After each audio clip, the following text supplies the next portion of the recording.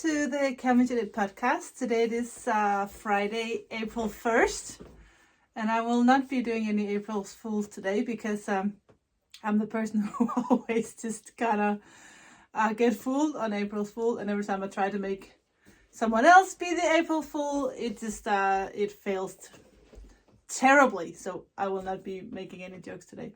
But it is Friday, April 1st. This is episode 45 of the CamijoKnit podcast. So yes, 45 episodes, that's something. It's a very nice spring day here in Denmark, and even though the sun is shining and it looks nice and warm, it's still pretty cold. We had some snow yesterday and the day before, so that's just the typical Scandinavian, at least for Denmark, weather, that just when you think spring is here and the heat is here, the weather would just kind of play you for an April's Fool, and the weather will change, and once it's sometimes even snows in April here. Long introduction about the weather. Today I will be talking a little bit about some of the projects that's on my needles. I don't have any finished objects because I have been working on the Ester vest that I have turned into a sweater, and I'm still working on that. And I have a little something else on my needles, and I'm just desperately checking the room to see if I'm forgetting anything. I have been very busy dyeing yarn for the Easter eggs that some of you have ordered. Thank you so much for ordering all the Easter eggs. What? I've really been overwhelmed with the interest in that, so I think that'll be a returning thing every year to do a surprise Easter egg. I have been dyeing yarn, and I have been packing all the orders so they are ready.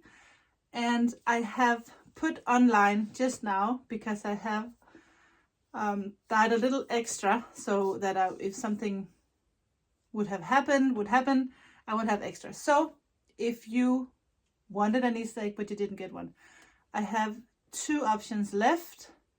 One, if you just want the 7 minis, I have one of those left. Or if you want the minis with one skein of full sock yarn, not the gold kind, just the regular kind, I have one of those left as well.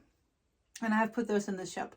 So if you want one, hurry, because that's all I have left, and then I will not be dyeing anymore. So 2 left in the shop. Yes. Let me just show you my progress on the Ester sweater. This is the progress. So as you can see, I am just going to knit this the shoulders together, and then I will be picking up stitches for the sleeve, and I will be doing short rows here to kind of shape the sleeve like this, so it's not a huge sleeve like that. And I'm a little worried that this might be a little too much room, but we will see after I try this what we do when we design. It's trial and error, so sometimes you have to rip it all out and start back. But I'm really liking the look of how it's turning out so far. So today hopefully I can start working on the sleeve and see if we are on the right track, or if I have to make alterations and come up with other ways to do this, or new measurements. But I tried this on Esther the other day, and it's perfect on her. This is a size small, and it stretches. So it's not that she's this slim, but it looks pretty fitted. So either way, whatever you prefer, always just choose the size where the measurements for the bust is what you like. In the pattern, it's always the finished measurements of this sweater. So you can measure your own bust and your favorite sweater and see how much positive ease do I want, or negative ease if that's your thing, or no ease at all. I think this particular design looks good with almost no positive ease, And I know for myself, I would love some extra positives just to not have it too tight fitting. So that's always up to you what size you want to knit. And of course you can adjust length and stuff like that. So hopefully the next time I talk to you, this will be done. And because this is kind of hard to carry with me when I go somewhere, and I of course always need some project to take with me, I'm also working on in my golden sock base with some gold stellina. This is the colorway Sand Viper. It is at the moment one of my favorite colors. It's like a very warm sandy with tiny orange warm specks. And I wanted to try this yarn for my baby bubble sweater. And because the yarn is actually a little bit thinner than what I recommend in the pattern, I just wanted to see what it would look like in this yarn. And it's turning out very cute. We just need a little button over here. And the gauge is spot on. It's a little bit loose, but I don't mind that at all. I think it looks really cute. So it's kind of hard to show something this tiny, but I really adore this. Oopsie. So gold, maybe I should show you one of the skeins.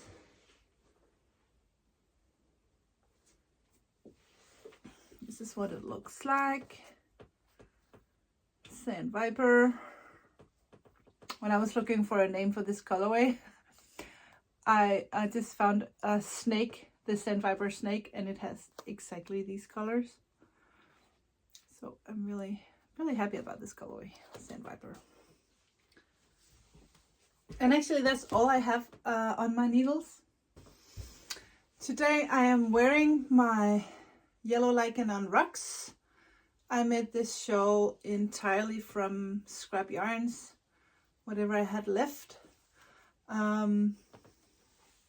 You can do that too. Just go through whatever you have left and see if you can make your own fade. And as I've said before, you get the most smooth fade if you use the same color mohair. And I didn't even do that on this one, but it looks good anyway. I just kind of used whatever mohair I had that kind of matched the scrap. But since this is one of my favorite things to wear, I really like this shawl. I'm kind of thinking maybe I should knit myself a new one in my own yarn.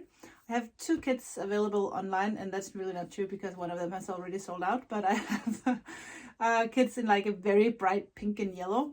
But I would also like to do some kits maybe in a more soft tone. So right now I'm just going through all my sock yarn to see what I would like, or even, it doesn't even have to be the sock yarn, even my single 366 or the single 420 will be great. And actually any fingering weight yarn will work for this shawl. So that's actually all I have on my needles, and I need to be getting this Ester sweater done so I can work on the design that I showed you the last time with mega mohair. I'm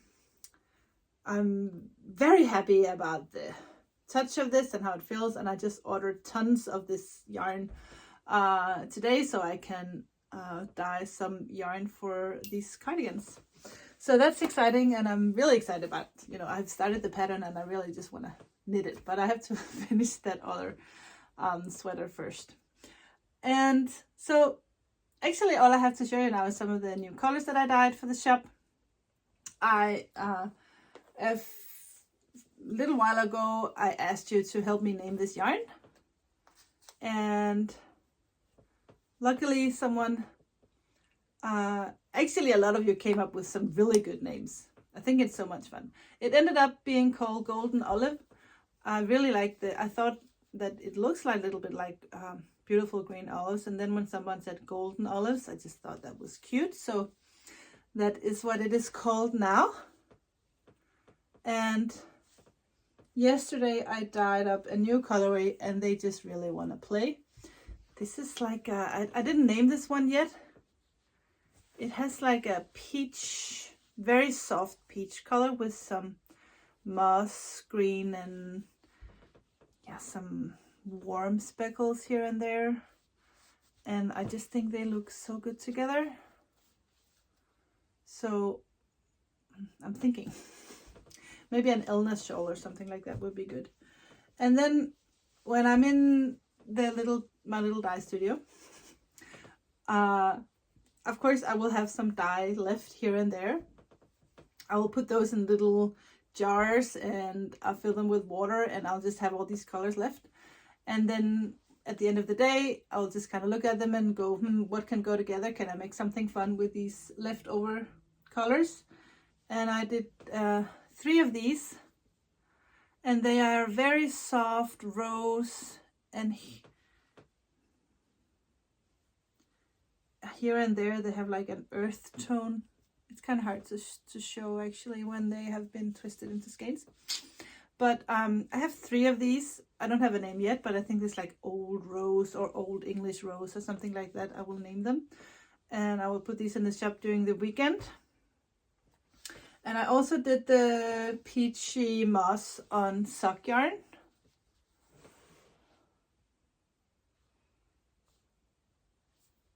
Maybe I should dye some minis like in this green to match. That will be fun. So we can make some sock sets. And I also was experimenting a little bit the other day because I was looking for the perfect peach. And these 2 came out. And even though I was going for like this soft peach, I really adore these 2. So I think I'm going to be dyeing up some of those as well. This has a little bit more of a salmon look, and this is a little bit more, I don't know, would you call this peach or... It's hard. There's so many shades of anything between pink and peach and orange, and it's hard to come up with names, and actually names that kind of gives you the idea of the exact color of the yarn.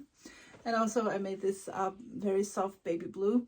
I think I have been a little inspired by Bridgerton. I've been just finished season 2 of Bridgerton, and I just kind of binge watched the first 6 episodes this Sunday.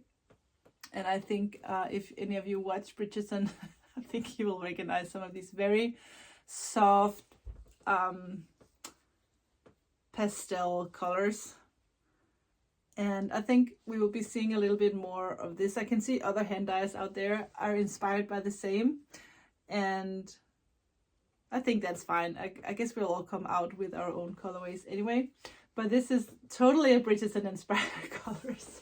And I really like these soft pastels. So I think I'll be playing around a little bit more about with these Bridgerton inspired colors. And if you have not watched Bridgerton, you should actually go and watch them. If you need something that's pretty and almost soap opera-ish, it's all about love and finding the right man and England and the beautiful dresses, and yeah, everything is just beautiful in Bridgerton. I also want to show you this because I had, as I showed you before, this one is called Sand Fibre, and I did another version of the Sand Fibre, but I just added a little bit of this brick red. So this is a gold sock, and this is just a single ply glitter, the 366. So, and I just got a new color the other day, and I dyed this little teeny one, and I think it's very cute, and we're going to be playing around with that a little bit more. Okay, so a lot about yarn. I even dyed some DK minis. I will put those in the shop as well. I actually thought about doing some DK sock sets. Would that be a good idea? Would you like that? Do you even knit DK socks now when the summer is close? You know, I will knit anything during the summer.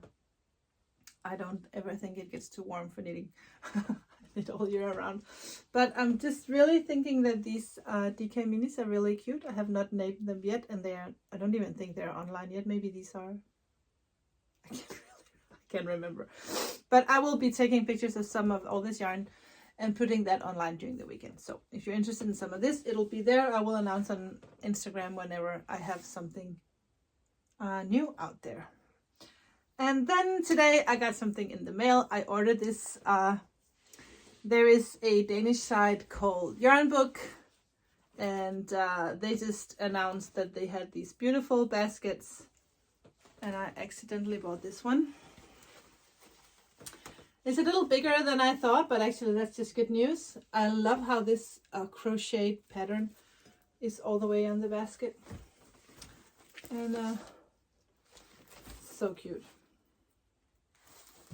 to bring knitting, or even I think I'll actually take this with me to the summer house, and I can use this when we go to the beach and you need something to drink and a little something to knit on.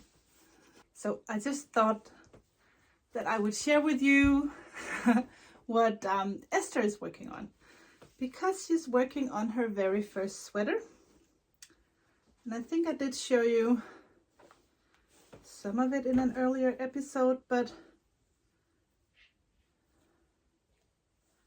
she just divided for sleeves and body. You can see here is where she's changing color, so we can, there's a little hole there we will fix.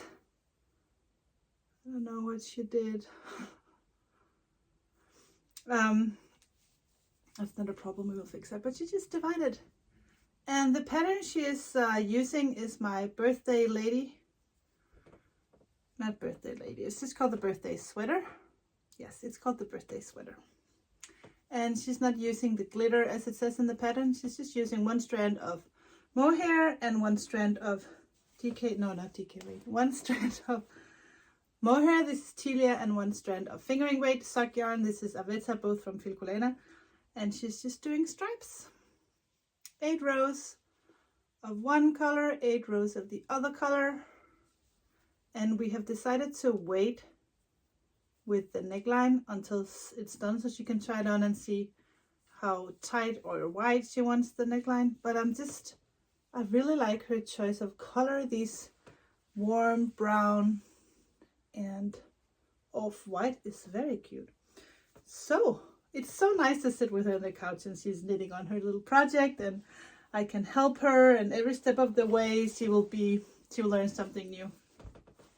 So she knew how to knit, just plain knit, but she couldn't, you know, cast on new stitches along the way, or how do you make an increase, and all these little things that you need to learn. So it's actually just a great idea to just let them, if they are new to knitting, just let them cast on the project they want, and not have them rehearse on something really boring in really boring yarn.